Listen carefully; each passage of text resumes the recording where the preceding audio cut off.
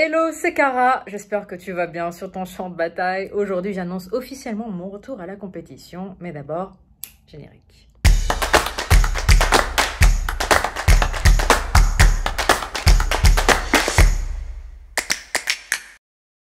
Petite vidéo spontanée aujourd'hui, petite vidéo pour faire un point sur ce qui va se passer dans les semaines à venir. Donc je vais te poser d'abord, si tu me le permets. Donc on va te mettre juste ici. Voilà. Alors, qu'est-ce qui se passe? Semaine dernière, lors de ma dernière vidéo YouTube, j'ai mentionné très brièvement que nous avons déjeuné le midi avec quelqu'un que l'on apprécie beaucoup, Guillaume. Et moi, c'est quelqu'un avec qui je travaille régulièrement. C'est également un chorégraphe de la WBFF. Lors de ce déjeuner est revenue sur la table la question de la compétition. Est-ce que je compte ou pas revenir à la compétition? C'est aussi une question qui revient très souvent sur mes réseaux. Je pense qu'on me la pose quasiment toutes les semaines. Il y a 2-3 questions comme ça que l'on me pose tout le temps. Et celle-là est dans le top 3.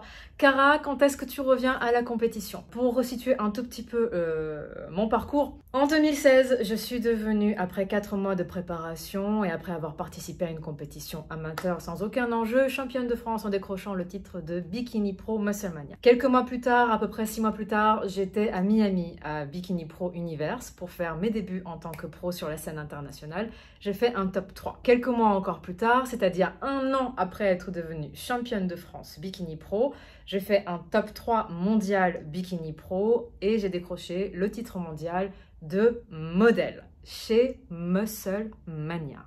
Si tu ne connais pas un petit peu l'univers de la compétition, il y a différentes fédérations. Musclemania est une fédération américaine axée sur le spectacle et c'est une fédération naturelle. La WBFF, que je viens de mentionner juste avant, est une fédération qui va être différente, qui va être axée sur le glamour, sur le spectacle. Si tu as peut-être déjà vu sur Internet ou sur les réseaux des femmes sur scène avec des physiques absolument incroyables qui portent des tenues façon Victoria's Secret sur scène, c'est cette fédération-là. En 2019, je suis revenue à la compétition, c'est-à-dire l'année dernière, mais c'était surtout essentiellement pour accompagner Guillaume qui visait, lui, le titre de Fitness Model Pro en WBFF.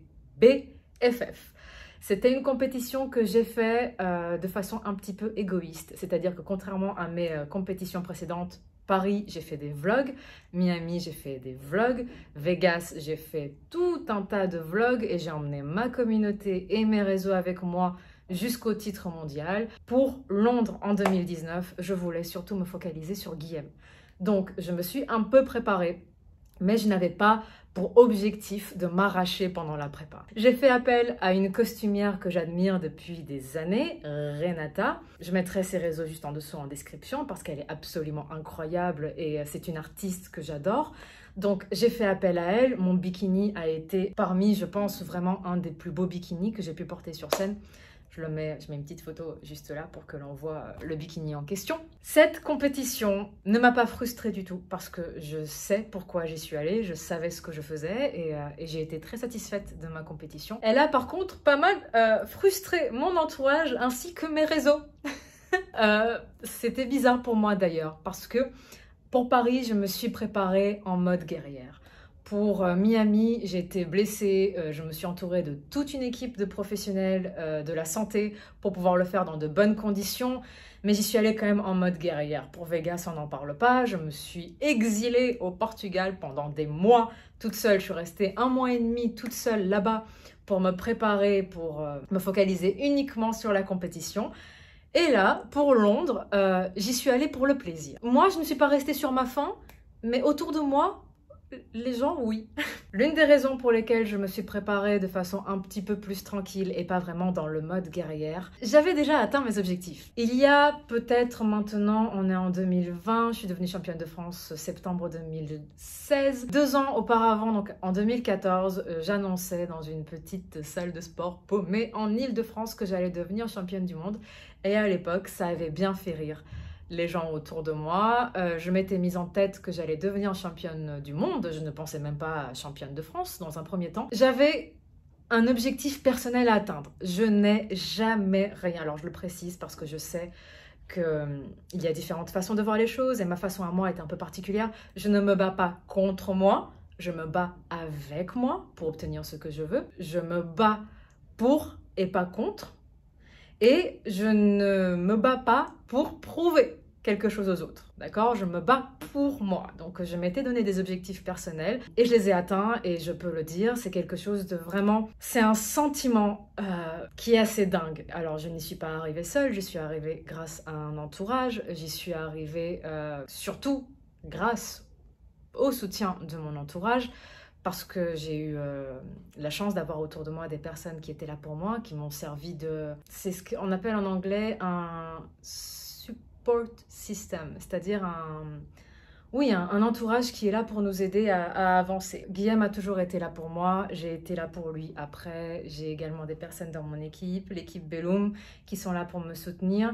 Et j'ai la chance d'avoir créé un entourage. J'aime pas dire chance parce que ce n'est pas vraiment une chance. J'ai fait des choix qui ont fait que je me suis entourée de personnes qui ont été là pour moi et qui m'ont permis d'arriver à ce que je veux. Et le sentiment d'obtenir ce que l'on veut, c'est un sentiment qui est incroyable. Et je n'ai pas ressenti cette petite flamme, cette petite envie depuis que je suis devenue championne du monde. Être dans un état d'esprit où tu peux te permettre de monter sur scène juste parce que tu as envie de t'éclater et de revivre le truc, mais sans pression, je me le suis accordé, j'ai aimé ça, et voilà. N'empêche que ça a quand même frustré un petit peu ma communauté et un petit peu mon entourage. Semaine dernière, cette excitation est revenue. Cette envie est revenue. Je ne m'y attendais pas. 2020, c'est une année pleine de surprises. J'ai pesé les pour et les contre. Il y a des contre. Mon contexte a changé aujourd'hui. J'ai une charge de travail qui est encore plus monstrueuse qu'à l'époque. On a une nouvelle vie. On a des nouveaux projets avant la fin de l'année. Il y a mon Seasons Challenge automne qui va sortir dans quelques semaines. Donc, il y a énormément de travail autour de mon programme. J'accompagne toutes les semaines des élèves guerrières en personal training. Ça reste un petit groupe, mais ça reste de l'investissement personnel parce que j'aime bien faire les choses et je les accompagne du mieux que je peux. Du coup, le contexte n'est pas le même. Je ne suis pas la même, mais c'est aussi des points pour. À l'époque, je venais à peine, quand je suis devenue championne du monde, de commencer la méditation. Aujourd'hui, ça fait 3 ans que je médite quasi quotidiennement, parce que oui, c'est vrai, il y a des ratés. Je médite quasi quotidiennement. J'ai mis en place des rituals que l'on retrouve dans mon Seasons Challenge. J'ai tout un rituel du matin, tout un rituel du soir, et j'ai vraiment envie de voir ce que ça va donner en préparation à la compétition. Parce que c'est quelque chose que j'ai regretté ne pas avoir mis en place plus tôt pendant ma période compétition. Et aujourd'hui, c'est en place. Du coup, j'ai aussi envie de voir ce que ça va donner. Du côté des pour, il y a aussi les contre, et c'est là que je me rends compte que les pour et les contre, c'est un petit peu comme ce que l'on considère comme des qualités ou des défauts, c'est juste une question de perception. Du côté des pour, il y aura aussi le fait que je vais devoir m'imposer une sacrée discipline. Moi, ça me fait kiffer. Avoir un cadre, avoir des objectifs, avoir une date butoir, avoir ce mode guerrière dans lequel je me mets, aller puiser ce truc-là en moi, c'est ça qui me fait vibrer aussi. Donc du coup, les pour et les contre s'imbriquent, mais au final, ce qui en est ressorti, c'est que j'y retourne, mon entourage est à 100% derrière moi, le contexte est ce qu'il est, les championnats du monde vont se passer à Londres, on verra comment ça va se passer, je ne sais pas ce que nous réserve cet automne, je ne sais pas si il n'y aura pas de nouveau des complications, s'il n'y aura pas une deuxième vague, s'il ne va pas y avoir... Voilà, on ne sait pas ce qui va se passer, et c'est ça aussi qui est excitant. Alors, qu'est-ce qui va changer cette prépa ? À part le fait que maintenant j'ai des rituels journaliers, donc méditation, étirement et tout ce qui va avec. Ce qui va changer, c'est que j'ai décidé également de faire appel à une coach, Alicia Goans. Je mets ses réseaux juste en dessous en description. Je me suis toujours préparée seule à la compétition. Je n'ai jamais eu besoin de un ou de une coach avec moi en salle de sport pour me dire « Allez Cara, une répétition de plus ». Alors, je ne dis pas que je n'ai pas apprécié ça quand je l'ai fait au Brésil avec Carole Vaz. Carole, je ne dis pas que je n'ai pas apprécié de travailler avec une autre coach. J'ai découvert plein de choses sur moi, mais pour la préparation à la compétition et pour les entraînements au sens large, je préfère être toute seule. Je préfère me pousser toute seule, aussi parce que je me mets dans un mode qui n'est pas très glamour, qui n'est pas très cool. Donc être autour de moi quand je m'entraîne, voilà, je n'aime pas avoir à me gérer en plus de devoir gérer la personne qui est avec moi pour... Bref, Alicia est australienne, Alicia est multiple championne du monde, fitness model, WBFF, plus de 35 ans. Je suis une très grande fan d'Alicia. C'est un honneur, c'est un plaisir de pouvoir travailler avec elle pour cette compétition. Pourquoi j'ai décidé de faire appel à une coach cette fois-ci? Parce que la WBFF, ce n'est pas Muscle Mania. J'ai très bien compris ce que Muscle Mania attendait de ses bikinis pro. Pour la WBFF, il faut trouver un sweet point. Il faut trouver vraiment une condition physique très particulière. Et comme j'ai une charge de travail monstrueuse, que j'accompagne moi aussi des élèves guerrières, que mon quotidien est vraiment proche de l'apocalyptique en ce moment, je préfère faire appel à une coach. Elle m'apportera le recul que je ne vais pas avoir besoin d'avoir. Elle me permettra de me préparer de façon plus sereine parce que quand on est coach, se préparer soi-même à la compétition, ça demande beaucoup d'implication aussi parce qu'on a besoin de prendre beaucoup de recul sur soi.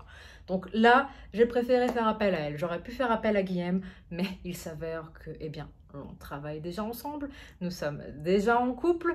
Il est passé par la compétition lui aussi, donc là, j'avais besoin d'un regard extérieur. Donc ce qui va changer cette prépa, c'est que j'ai une coach.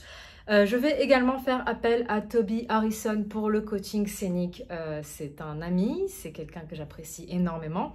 C'est un photographe avec lequel je travaille régulièrement et cela me permettra également de me décharger de ça. Pareil, je me suis toujours préparée pour la scénique toute seule. Ce sont des choses que j'adore. La préparation à la compétition, la scénique, créer les costumes. Mais cette fois-ci, j'ai envie de déléguer parce que ma vie est déjà assez compliquée et assez chargée comme ça. Donc ce sera une préparation à la compétition qui va être différente des autres. Je ferai des vlogs toutes les 2 semaines. Aujourd'hui, c'est une vidéo face caméra parce que j'avais besoin de parler, j'avais besoin de m'exprimer sur ce début de préparation à la compétition. Un vlog toutes les 2 semaines. Nous sommes à semaine -12, donc à S-12. Nouveau vlog dans 2 semaines, je pense que je ferai un petit point sur comment se passe l'entraînement, comment ça se passe avec Alicia. Je t'emmènerai sûrement sur toute une journée avec moi en préparation. Je montrerai sûrement, je pense, un petit peu de mon entraînement, de mes entraînements, vu que je ne vais pas m'entraîner qu'1 fois par jour, mais 2 fois par jour, suivant les jours, il me semble, parce qu'on a déjà commencé à travailler un petit peu ensemble toutes les deux. Donc voilà, je ferai un point régulièrement. Toutes les 2 semaines, j'espère que ce sera une... Non, je n'espère pas, je vais me battre pour que ce soit une prépa qui soit cool. Je t'emmène avec moi, j'espère vraiment que cette vidéo t'a plu. Si tu as des questions, si tu as envie de réagir, n'hésite pas à laisser ça en commentaire. Si tu as aimé la vidéo, tu n'oublies pas, tu me laisses un petit pouce. Un petit pouce. C'est 100% gratuit, ça soutient la chaîne, ça me fait plaisir. Et si jamais tu n'es pas encore abonné et que tu ne veux rien rater de cette prépa, tu t'abonnes. Et tu n'oublies pas d'appuyer sur la petite clochette de notification pour ne rien rater. Moi, je te dis à la semaine prochaine pour une nouvelle vidéo.